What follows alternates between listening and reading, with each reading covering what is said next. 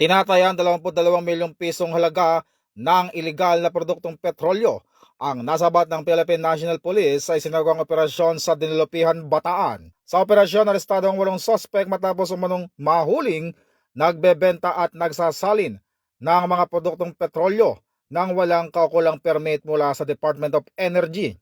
Nakumpiska rin ng mga otoridad ang mahigit 104 litro ng diesel, gasolina at ethanol, 4 na fuel tanker truck, isang electric pump at iba't ibang delivery documents. Naharap ang mga naarestong sospek sa kasong paglabag sa batas pambansa bilang 33 na nagbabawal sa ilegal na pagbebenta ng mga produktong petrolyo. Ayon sa PNP, nagpapatuloy ang kanilang mas pinaigting na operasyon laban sa smuggling at iba pang uri ng ilegal na kalakalan upang maprotektahan ang publiko. Mula po dito sa himpilan ng Pambansang Pulisya ng Pilipinas, ako po si Patrolman Adrian Dayaw, nagbabalita para sa Police News Express. Bagong PNP para sa bagong Pilipinas, serbisyong mabilis, tapat at nararamdaman.